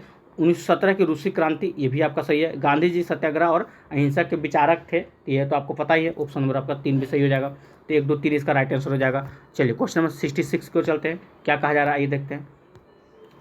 रोलेट एक्ट के संबंध में निम्नलिखित कथनों पर विचार करें। चलिए विचार करते हैं, क्या है, तो यह कानून अभिव्यक्ति की स्वतंत्रता जैसे मूलभूत अधिकारों पर अंकुश लगाने और पुलिस को ज़्यादा अधिकार देने के लिए लागू किया गया था। तो ये बिल्कुल आपका क्या है, सही पॉइंट है। अगला पॉइंट है, रोलेट एक्ट के विरोध में शुरू किया गया रोलेट सत्याग्रह ब्रिटिश सरकार के खिलाफ पहला अखिल भारतीय संघर्ष था। तो ये भी आपका बिल्कुल सही है, यानी कि दोनों का दोनों पॉइंट सही है। तो ये हो जाएगा आपका option number C. Question number 67 के चलते 67 नंबर प्रश्न क्या कहता है, आइए देखते हैं। देखिए, कहा जा रहा है आपका कि असहयोग आंदोलन के संबंध में निम्नलिखित कथनों पर विचार करना। चलिए विचार करते हैं। तो यह खिलाफत आंदोलन के बाद, ठीक है, प्रारंभ हुआ, फिर दोनों एक साथ जोड़ दिया गया। तो बात तो सही है। असहयोग आंदोलन आपका 1 अगस्त 1920 में हुआ था। खिलाफत आंदोलन आपका 19 मार्च नहीं, खिलाफत आंदोलन 1919 में हुआ था। ठीक है, तो यही था इसका। ठीक है, तो ये आपका सही है। असहयोग आंदोलन की मुख्य मांग स्वराज थी। तो ये भी आपका सही है। असहयोग आंदोलन की मुख्य मांग क्या था, तो स्वराज थी। तीसरा का था, इसमें बड़ी मात्रा में सरकारी, ठीक है, संस्थाओं का बहिष्कार किया गया। ठीक है, उपस्थित लिट्टी की क्या लिखा हुआ, उपस्थित लौटी गई विदेशी कपड़ों को, ठीक है, कि होली चलाई गई, मतलब होलिका जो होता है ना, होलिका नहीं, कपड़ा उपड़ा सब जलाते हैं, वैसी जलाई गई थी। चलाई लिख दिया गया, जलाई गई, होली जलाई गई। ऑप्शन नंबर 3 भी आपका क्या होता है, सही हो जाएगा। तो ऑप्शन नंबर आपका डी हो जाएगा। चलिए क्वेश्चन नंबर 68 की ओर चलते हैं। 68 और प्रश्न क्या कहता है, आइए देखते हैं। कहा जा रहा है, पंजाब में सिखों के अकाली आंदोलन का मुख्य उद्देश्य क्या था। ठीक है, तो पंजाब में सिखों का अकाली आंदोलन का मुख्य उद्देश्य क्या था, तो अंग्रेज की सहायता से गुरुद्वारा में जमे, ठीक है, बैठ भ्रष्ट महतों को हटाना था। ऑप्शन नंबर आपका भी बिल्कुल राइट आंसर हो जाता। चलिए 69 नंबर क्वेश्चन को चलते हैं। 69 नंबर प्रश्न क्या कहा जा रहा है, आइए देखते हैं। कहा जा रहा है, 1929 में पारित पूर्ण स्वराज प्रस्ताव से संबंधित निम्नलिखित कथनों पर विचार करें। चलिए विचार करते हैं, क्या है। तो देखिए, कहा जा रहा है कि सुभाष चंद्र बोस की अध्यक्षता में यह प्रस्ताव पारित किया गया था। ठीक है, क्या यह सत्य है। तो देखिए, आपको पता होगा 1929 का जो था पूर्ण स्वराज, ये पंडित जवाहरलाल नेहरू की अध्यक्षता में किया गया था, ना कि सुभाष चंद्र बोस की अध्यक्षता में। तो ये तो ऐसी गलत हो जाएगा आपका। इस प्रस्ताव के आधार पर 26 नवंबर लिखा हुआ, 26 नवंबर 1930 को पूरे देश में स्वतंत्रता दिवस मनाया गया। तो आपको पता 26 नवंबर नहीं, 26 जनवरी को ना, 26 जनवरी को पूरे देश में स्वतंत्रता दिवस मनाया गया था। तो ये भी पॉइंट आपका गलत हो जाएगा। तो कह सकते हैं ना तो 1 ना तो 2। चलिए 70 नंबर क्वेश्चन देखते हैं। 70 नंबर प्रश्न क्या कहता है, आइए देखते हैं। 70 नंबर प्रश्न है कि भगत सिंह के संबंध में निम्नलिखित कथनों पर विचार करना। चलिए विचार करते हैं। कहा जा रहा है कि भगत सिंह ने वर्ष 1924 को दिल्ली स्थित फिरोज शाह कोटला में हिंदुस्तान सोशलिस्ट रिपब्लिकन एसोसिएशन की स्थापना किए थे। क्या ये सत्य है। ठीक है, तो ये बिल्कुल सत्य नहीं है। आपको पता होगा 1924 में हिंदुस्तान सोशलिस्ट नहीं, हिंदुस्तान रिपब्लिकन एसोसिएशन की स्थापना सचिंद्रनाथ सन्याल ने किया था, 1924 में किए थे। फिर से 1924 ईस्वी में हिंदुस्तान रिपब्लिक एसोसिएशन की स्थापना, ठीक है, कौन किए थे, सचिंद्रनाथ सन्याल ने किए थे। ठीक है, अगर बात कर ले हम भगत सिंह का, तो ये 1928 में किए थे। 1928 में, ठीक है, हिंदुस्तान सोशलिस्ट रिपब्लिकन एसोसिएशन की स्थापना भगत सिंह ने किए थे। चलिए 2 नंबर क्वेश्चन क्या बोलता है कि 17 दिसंबर 1928 को अपने साथियों के साथ संडर्स नामक पुलिस अफसर की हत्या किए थे। तो ये बिल्कुल सही है। क्यों किया गया था, क्योंकि लाला लाजपत राय पता होगा लाठीचार्ज किया था। ठीक है, इसी का ये बदला लिए थे। आगे आपका 1929 ईस्वी में केंद्रीय विधान परिषद में बम फेंका गया था। तो ये भी आपका सही है, यानी कि 2 और 3 बिल्कुल इसका राइट आंसर हो जाएगा। चलिए 71 नंबर क्वेश्चन देखते हैं। 71 में क्या कहा जा रहा है, आइए देखते हैं। कहा जा रहा है, राष्ट्रीय आंदोलन के संबंध में निम्नलिखित कथनों पर विचार करना है। चलिए विचार करते हैं। पहला आपका 1935 के गवर्नमेंट ऑफ इंडिया एक्ट में प्रांतीय स्वतंत्रता का प्रावधान किया गया था। तो बिल्कुल सही है, किया गया था। अगला है आपका 1937 में प्रांत विधायकों के चुनाव में कांग्रेस को 11 में से 7 प्रांत में कांग्रेस की सरकार बनी थी। तो ये भी आपका सही है। ठीक है, यानी कि 1 और 2 दोनों का दोनों क्या है, इसमें आपका राइट आंसर हो जाएगा। तो हम कह सकते हैं ऑप्शन नंबर आपका सी हो जाएगा। चलिए क्वेश्चन नंबर 72 क्यों चलते हैं। 72 में क्या कहा जा रहा है, आइए देखते हैं। देखिए, वीडियो आपको अच्छा लग रहा है तो वीडियो को लाइक करते चलिएगा। ठीक है, आइए क्या है, किस वर्ष मुस्लिम लीग ने स्वतंत्र राज्य की मांग करते हुए एक प्रस्ताव पारित किया था। तो किस वर्ष किया गया था, तो ये आपका 1940 में किया गया था। चलिए अगला क्वेश्चन देखते हैं। क्वेश्चन नंबर 73 में क्या कहा जा रहा है।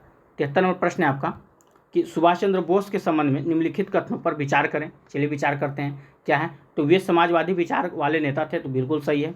उन्होंने आज़ाद हिंद फौज का नेतृत्व किया था। तो ये भी आपका सही है। ठीक है, तो इसका क्या हो जाएगा राइट आंसर, ऑप्शन नंबर आपका सी हो जाएगा।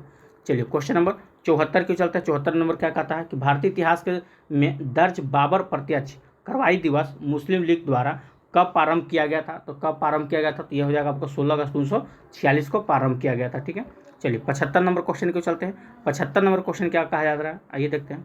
कि मोंटेस्क्यू के संबंध में निम्नलिखित कथनों पर विचार करें। चलिए विचार करते हैं क्या है। इसने the spirit of the laws नामक पुस्तक लिखी थी, ये तो आपको पता ही होगा। अगला है, इस पुस्तक में सत्ता में कि शक्ति के विभाजन की बात कही गई है, ये भी आपका सही है। ये आपका जस्ट एनसीईआरटी का बुक में देखिएगा, वो आपका 9th क्लास में ही है, ठीक है। 10th में भी दिया हुआ है, ये दोनों का दोनों पॉइंट सही है। चलिए अब ये क्वेश्चन आपको टीआरई 2 में भी शायद पूछा गया था मेरे ख्याल से, आप लोग अगर देखें परीक्षा दिए होंगे तो याद होगा, ठीक है। तो इसका क्या हो जाएगा, ऑप्शन नंबर आपका 1 और 2 दोनों सही हो जाएगा। 76 नंबर प्रश्न क्यों चलते हैं। 76 नंबर प्रश्न क्या कहा जा रहा है, आइए देखते हैं। 76 नंबर प्रश्न है कि फ्रांस की नेशनल असेंबली के संबंध में निम्नलिखित कथनों पर विचार कीजिए। चलिए विचार करते हैं। 1791 के संविधान के कानून बनाने का अधिकार नेशनल असेंबली को सौंप दिया गया, तो बिल्कुल सही है। नेशनल असेंबली अप्रत्यक्ष रूप से चुनी जाती है, ठीक है, तो चुनी जाती थी, ये भी आपका सही है। 25 वर्ष से अधिक उम्र वाले सभी नागरिकों को, ठीक है, वोट देने का अधिकार था, तो बिल्कुल नहीं। 25 वर्ष उम्र वाले सभी मतलब यहाँ क्या बोल रहा है, सभी नागरिकों को नहीं, 25 वर्ष से ऊपर सभी सक्रिय नागरिकों को ना, इसमें कुछ पॉइंट था वो छूट रहा था, इसीलिए इसका 1 और 2 हो जाएगा सिर्फ, ठीक है। चलिए अगला क्वेश्चन देखते हैं। क्वेश्चन नंबर 77 क्या कहा जाता है, देखिए कि फ्रांस के राष्ट्रगान के संबंध में विचार करना है। तो फ्रांस का राष्ट्रगान जो उसका नाम क्या था, तो मार्सिले था, तो बिल्कुल सही है। फ्रांस की राष्ट्रगान जो था उसका नाम क्या था, तो मार्सिले था। यह गीत पहली बार स्वयं सेवियर ने पेरिस की और कुछ करते हुए गाए थे, तो क्या ये पॉइंट सही है, तो ये भी पॉइंट आपका सही है, तो यानी कह सकते हैं उसका राइट आंसर क्या हो जाएगा, ऑप्शन नंबर 2 सी हो जाएगा। चलिए 78 नंबर क्वेश्चन को चलते हैं। 78 नंबर प्रश्न क्या कहता है, आइए देखते हैं। 78 नंबर क्वेश्चन है आपका कि यूरोपीय समाजवाद के संदर्भ में निम्नलिखित कथनों पर विचार कीजिए। चलिए विचार करते हैं क्या है। देखिए तो समाजवादी निजी संपत्ति के विरोधी थे, बिल्कुल सही है। फिर कोऑपरेटिव यानी सामूहिक उद्यम समाजवाद का ही एक स्वरूप था, तो ये भी सही है। मार्क्स का मानना था कि, ठीक है, औद्योगिक समाज पूंजीवादी समाज होता है, तो ये भी सही है। यानी कि तीनों का तीनों पॉइंट क्या है इसमें आपका सही है। तो चलिए देखते हैं इसका ऑप्शन किस माध्यम से दिया हुआ है। आइए तो ये हो जाएगा आपका 1 2 3, यानी कि ऑप्शन नंबर आपका डी बिल्कुल राइट आंसर हो जाएगा। चलिए क्वेश्चन नंबर 79 को चलते हैं। क्या है, देखिए खूनी रविवार के संबंध में कथनों पर विचार करना है। क्या है, यह घटना 1917 में घटी जब मजदूर का एक दल जार के महल के सामने विरोध प्रदर्शन करते हुए पहुंचे थे, तो क्या ये सही है, तो ये बिल्कुल गलत है। खूनी रविवार की घटना 1905 में घटी थी, ये आपको याद होना चाहिए, ठीक है। अगला है यहाँ पे 1917 लिख दिया, इसलिए गलत हो गया। आगे बोलता है कि मजदूर कार्य अवधि घटकर 8 घंटे, वेतन वृद्धि और कार्य की स्थिति में सुधार की मांग कर रहे थे, तो ये बिल्कुल सही है, ठीक है। चलिए तो इसका राइट आंसर क्या हो जाएगा, ऑप्शन नंबर आपका बी हो जाएगा। याद रखिए खूनी रविवार घटना कब घटी थी, 1905 में, मोस्ट इंपॉर्टेंट है ये। आइए 80 नंबर क्वेश्चन को चलते हैं। 80 नंबर प्रश्न क्या कहता है, जर्मनी को आर्थिक संकट से निकलने के लिए अमेरिका सरकार ने कौन सी योजना बनाई, तो कौन सी योजना बनाई गई थी, तो इसका राइट आंसर क्या हो जाएगा, डॉप्स योजना, ऑप्शन नंबर बी आपका बिल्कुल राइट आंसर हो जाएगा। चलिए देखिए दोस्तों, यहाँ से आपका करंट अफेयर शुरू होता है, ठीक है। और आज हमें जाना है क्योंकि आज हो गया 10 तारीख, ठीक है। एडमिट कार्ड भी निकालना है, 11 तारीख से हमारा पीजी का परीक्षा शुरू होने जा रहा है, ठीक है। तो अब थोड़ा हमें भी अपना तैयारी करना है, तो ये करंट अफेयर का हम आप लोगों को सिर्फ आंसर बता देते हैं, ठीक है। आप लोग इसको पढ़ लीजिएगा। चलिए तो थोड़ा सा टाइम का अभाव है मेरे पास, नहीं तो हम इसका करवा देते हैं, और उम्मीद करते हैं कि कल से अगर होता है, अगर हम सेट कल भेजते हैं, ठीक है। अगर क्योंकि सेंटर बहुत दूर दिया हुआ है तो हमको शायद वहाँ शिफ्ट होना पड़ेगा 2-3 दिन के लिए, इसलिए शायद हो सके, शायद बोल रहे हैं कि वीडियो आ भी सकता नहीं भी, क्योंकि हम अपना घर छोड़कर कहीं और जा रहे हैं, ठीक है। सेंटर बहुत दूर दे दिया इसकी वजह से, तो देखते हैं अगर वीडियो बनाने का मौका मिलेगा। देखिए बात ऐसा है कि दूसरे घर में आप जाके, ठीक है, पढ़ाइएगा, ये वीडियो बनाइएगा, थोड़ा ठीक नहीं लगता है, क्योंकि अब हम कहीं और शिफ्ट होने वाले हैं, तो वहाँ पे थोड़ा कैसा माहौल है इस बात को भी देखना पड़ेगा ना। तो देखते हैं जैसा होगा, अगर सही माहौल मिला तो हम आप लोग के लिए करेंगे कोशिश, आने तो आप लोग को टेंशन बिल्कुल नहीं लेना, समय बहुत है, अकबकाने की ज़रूरत नहीं है, ठीक है। चलिए फिलहाल हम आपको आंसर मिला देते हैं, क्योंकि आज से हम दूसरे स्थान पे शिफ्ट होने वाले हैं, तो समय नहीं दे पाएंगे आप लोगों को करंट अफेयर में, ठीक है। तो आप लोग आंसर मिला लीजिएगा। देखिए 81 का आंसर क्या है, तो इस 81 का आंसर आपका पहला ऑप्शन हो जाएगा, ऑप्शन नंबर ए हो जाएगा आपका, ठीक है। चलिए 82 नंबर क्वेश्चन देख लीजिए, इसका भी आंसर आप लोग आज भर के लिए आंसर मिला लीजिए, फिर आपको हम बता देंगे। 82 का भी ऑप्शन नंबर आपका ए हो जाएगा, ठीक है। चलिए 83 नंबर क्वेश्चन है, ठीक है, यहाँ पे है, इसका ऑप्शन देख लेते हैं, इसका राइट आंसर क्या हो जाएगा, ठीक है। तो इसका हो जाएगा आपका केवल 2 सही हो जाएगा, ऑप्शन नंबर ए 2 सही हो जाएगा। चलिए 84 नंबर क्वेश्चन देखते हैं। 84 नंबर प्रश्न क्या कहा जा रहा है, 84 का आपका हो जाएगा, ऑप्शन नंबर आपका ए हो जाएगा, ठीक है। चलिए 85 नंबर क्वेश्चन देखते हैं, 85 में क्या है, आइए 85 का क्या हो जाएगा, तो 85 का ऑप्शन नंबर आपका सी हो जाएगा, ठीक है। चलिए 86 नंबर क्वेश्चन देखते हैं, 86 का राइट आंसर क्या हो जाएगा, देखिए 86 नंबर क्वेश्चन है, इसका आपका राइट आंसर हो जाएगा केवल 2, यानी कि ये सही हो जाएगा। आगे देखते हैं 87 नंबर क्वेश्चन, तो 87 का राइट आंसर क्या हो जाएगा, थोड़ा सा छोटा कर देते हैं। आइए 87 का आपका राइट आंसर क्या हो जाएगा, तो याद रखिए इनमें से कोई नहीं, ठीक है। चलिए अगला देखते हैं 88 नंबर क्वेश्चन क्या कहता है। 88 में प्रश्न क्या है, इसका राइट आंसर हो जाएगा आपका ऑप्शन नंबर आपका बी हो जाएगा। 89 नंबर क्वेश्चन को चलते हैं। 89 नंबर प्रश्न क्या कहा जा रहा है, आइए देखते हैं। 89 का आपका ऑप्शन नंबर आपका बी हो जाएगा। चलिए 90 नंबर क्वेश्चन को चलते हैं। 90 नंबर क्वेश्चन क्या कहता है, आइए देखते हैं। 90 का आपका ऑप्शन नंबर बी हो जाएगा। 91 नंबर क्वेश्चन देख लीजिए। 91 का राइट आंसर क्या हो जाएगा, तो ये आपका ऑप्शन नंबर सी हो जाएगा, ठीक है। ये तो यह खैर आपको पता ही होगा, बांग्लादेश का, ठीक है, चौथी बार राष्ट्रपति शेख हसीना बने हैं, याद रखिएगा, बहुत अच्छा क्वेश्चन है। चलिए 92 नंबर क्वेश्चन देख लीजिए। 92 का राइट आंसर क्या हो जाएगा, तो ऑप्शन नंबर आपका बी हो जाएगा। 93 नंबर क्वेश्चन देख लेते हैं। 93 का राइट आंसर क्या हो जाएगा। चलिए यहाँ तो ऑप्शन आपका नहीं दिया हुआ है, इधर दिया होगा। आइए एक मिनट 93। चलिए तो 93 का राइट आंसर क्या हो जाएगा, तो ये हो जाएगा ऑप्शन नंबर आपका 1 हो जाएगा, ठीक है। अगर आप बनाए तो आंसर मिला लीजिए, ठीक है। चलिए 94 नंबर क्वेश्चन क्या है देख सकते हैं। 94 का राइट आंसर क्या हो जाएगा, तो ये हो जाएगा आपका ऑप्शन नंबर सी, ठीक है। ऑप्शन नंबर आपका सी हो जाएगा। चलिए 95 नंबर क्वेश्चन को चलते हैं। 95 नंबर प्रश्न क्या कहता है, आइए देखते हैं। ये हो जाएगा ऑप्शन नंबर आपका डी हो जाएगा, ठीक है। चलिए 96 नंबर क्वेश्चन देख लेते हैं। 96 में क्या है, देखिए 96 का राइट आंसर क्या आ जाएगा, तो ये हो जाएगा आपका ऑप्शन नंबर बी हो जाएगा, दाल। 97 नंबर क्वेश्चन का आंसर देख लीजिए। 97 का हो जाएगा आपका ऑप्शन नंबर 1 हो जाएगा, ठीक है। 98 नंबर क्वेश्चन देखते हैं। 98, 99, 100। चलिए 98 का क्या हो जाएगा, तो 98 का आपका ऑप्शन नंबर आपका सी हो जाएगा। 99 का ऑप्शन नंबर आपका बी हो जाएगा और 100 का ऑप्शन नंबर आपका विशाखापट्टनम हो जाएगा, ठीक है। चलिए तो इस हिसाब से आज हम लोग सेट नंबर 2 को ख़त्म कर चुके हैं और देखते हैं कल से अगर वीडियो आता है आप लोग के लिए, ठीक है, और नहीं तो फिर कुछ नहीं। और जो होगा 8 बजे का न्यूज़पेपर, तो उसमें शायद आप लोग के लिए हम बना दें कुछ। तो आज भर के लिए इतना ही, और बस यही कहेंगे कि देखिए वीडियो बहुत कुछ पड़ा हुआ है, ठीक है। आप लोग जाइए, अभी प्लेटफॉर्म का भी सेट डाला हुआ है, हिस्ट्री ऑफ पॉलिटिकल साइंस का, वो देखिए। ज्योग्राफी सबका बनाना है, बट अभी हम खुद अपना परीक्षा में बिजी है, तो हम क्या आप लोग के ऊपर टाइम दें।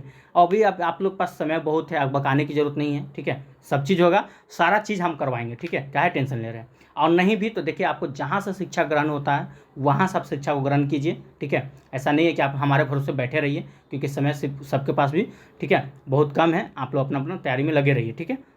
चलिए तो आज भर के लिए इतना ही। अगर वीडियो आपको अच्छा लगा तो वीडियो को लाइक कीजिएगा, इससे ज़्यादा शेयर कीजिएगा, ठीक है। जय हिंद, जय भारत।